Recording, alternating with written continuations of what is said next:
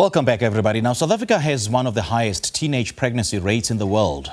According to Statistics South Africa, over 90,000 girls aged between 10 to 19 years gave birth from March 2021 to April 2022 in all 9 provinces. Yesterday, the Eastern Cape Department of Health expressed shock and concern after a 12-year-old girl gave birth at a health facility in Komani in the Chris Hani District Municipality. And one of the root causes for those stark statistics is a crime called statutory rape. So what's the most effective way of dealing with teenage pregnancy? To talk more on this matter, we're now joined virtually by the CEO of Ikusasa Ngelami, Zonke Shazi-Hlongwane, and the Executive Director of Family Policy Institute, Errol Naidoo. Very good morning to you two. Thank you so much for joining us. Welcome to Morning Live, and Happy New Year to you. Good morning, Simpiwe, and Happy New Year to you too. Indeed, thank you so much for joining us. Mr. Naidoo, let me start with you. What are the factors contributing to the rise in teenage pregnancy in South Africa?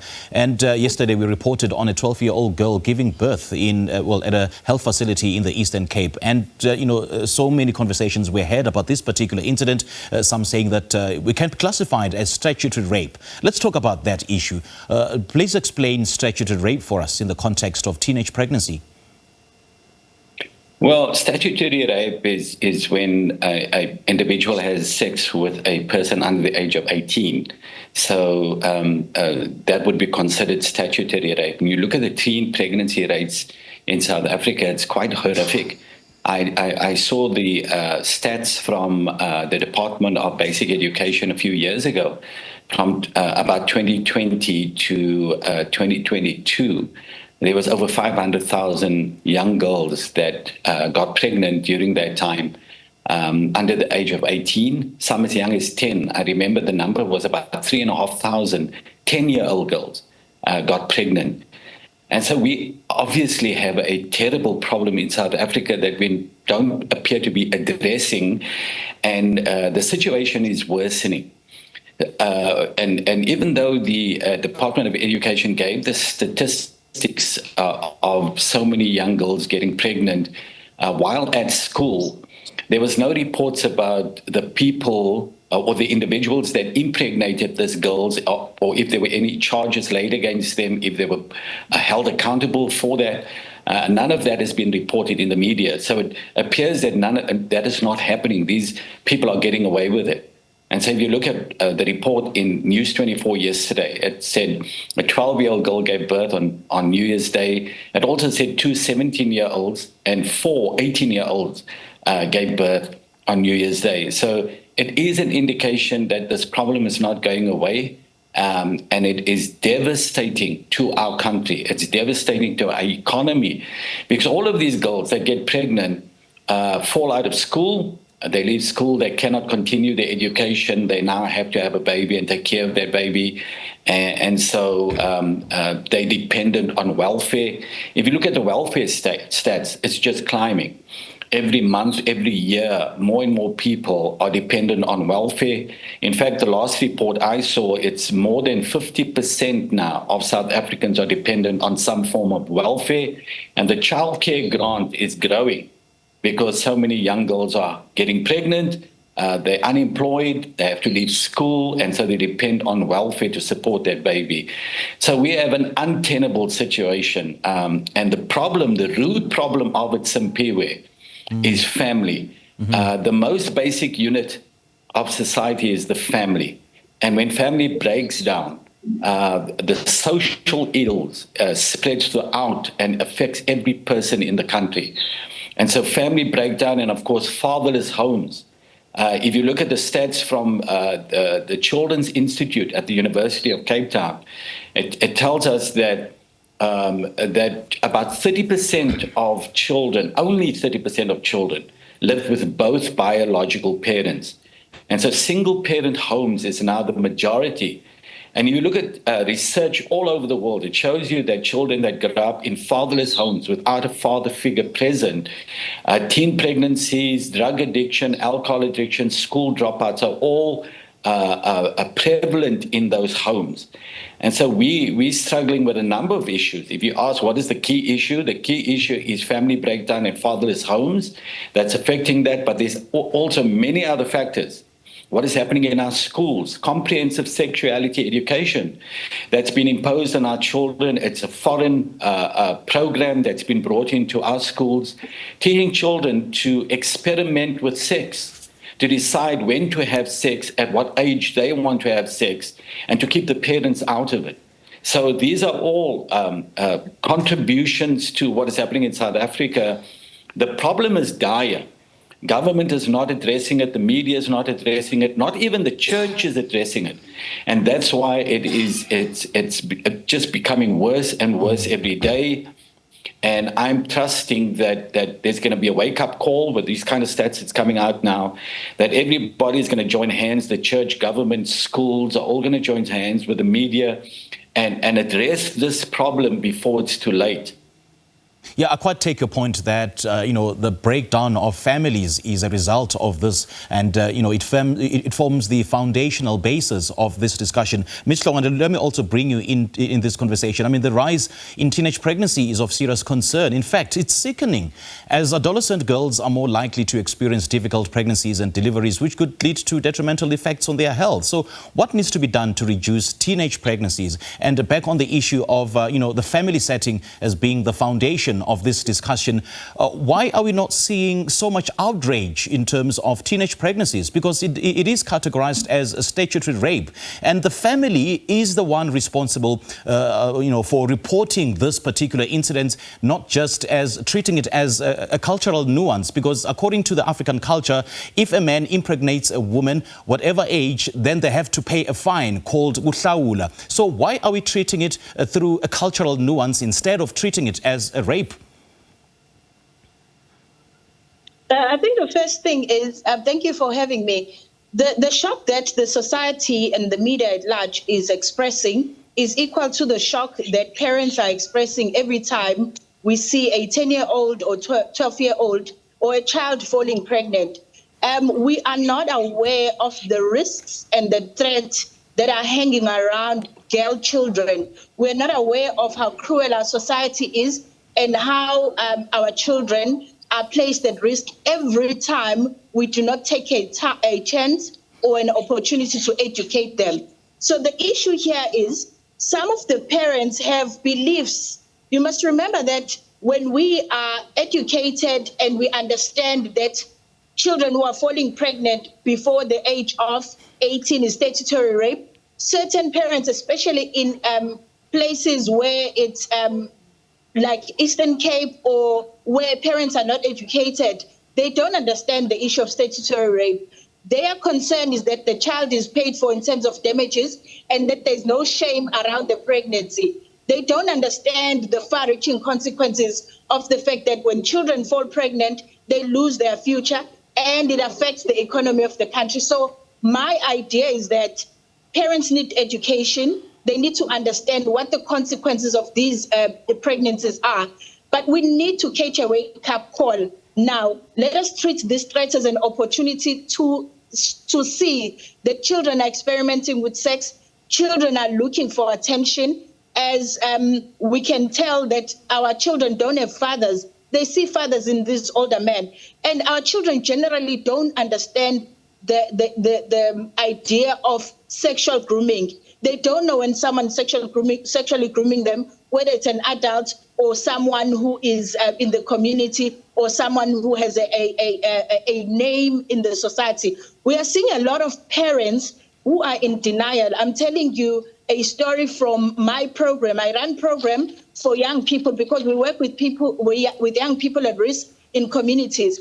There's a parent who actually pulled out a child from our program because she said her religion does not agree with what we are teaching them. Mm-hmm. It was basic knowledge on their bodies, knowledge on how to protect themselves, but she was not happy with us actually giving the child information. She said she doesn't believe that her child should know about pregnancy. So we've got a lot of education to give or to involve our parents in. Most parents don't agree that their children should start contraceptives. They don't agree that children should know and learn information. So they are ignorant, and they're also in denial. Now, if that happens, we must remember that peers are not stopping to spread information, and peers are not stopping to share information with them.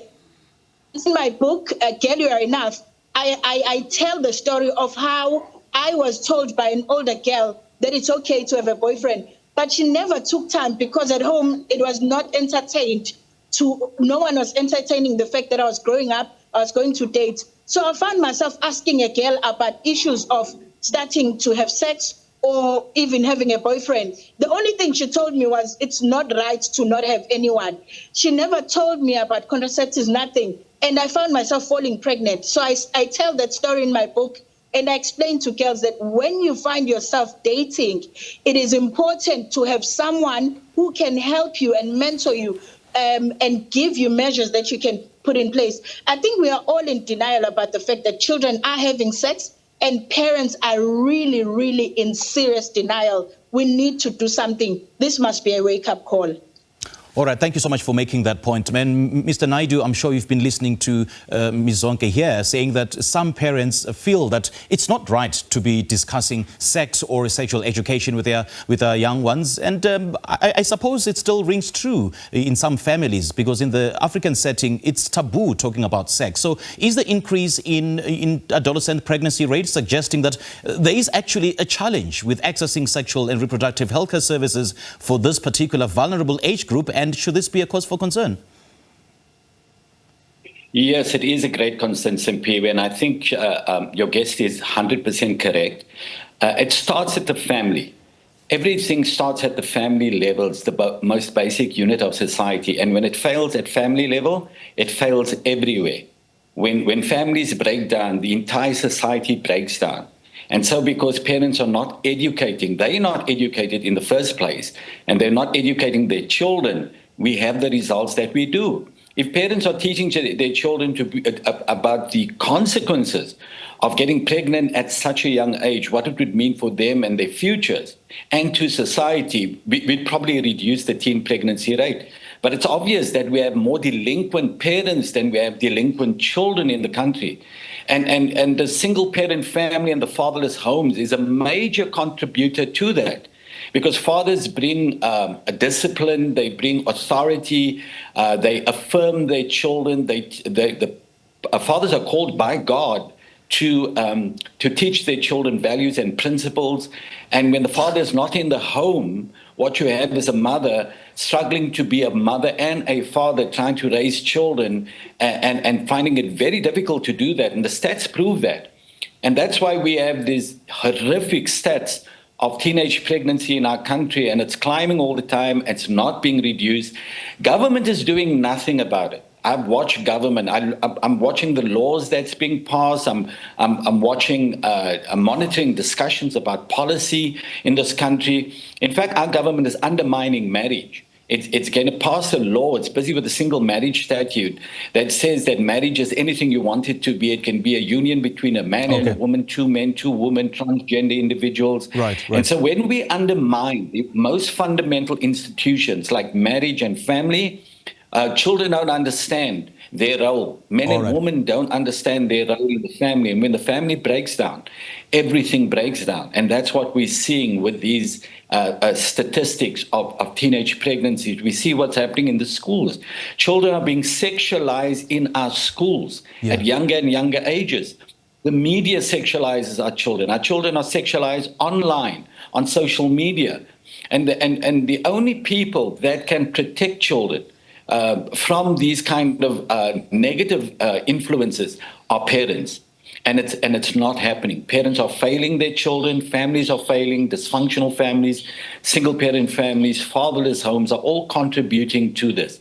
And so again, my appeal at the beginning of this year is to call on government, parents, the church, the media, and the school, education educational institutions to join hands and say we have a crisis on our hands. Let me and also it's bring in hurting Ms. our children, it's hurting our future Thanks generations. for making that point, Mr. Naidoo. Let me also bring in Ms. Shazi-Hlongwane, to weigh in on this particular point. I mean, we've been having a discussion on, among the key stakeholders in this discussion on child pregnancies, child and teenage pregnancies, is that the family, the parents, the government, the church and societies need to be involved and lead the charge in fighting the scourge. But little or no mention is made about involving the boys in this discussion. So should boys feature in the grand plan to reduce underage pregnancy?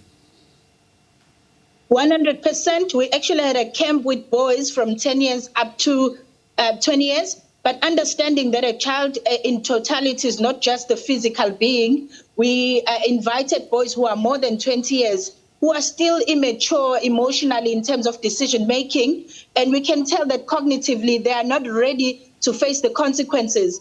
I had such an interesting conversation with these boys to a point that on the matter or on the subject of sex, we actually took more than an hour because boys were forthcoming with information.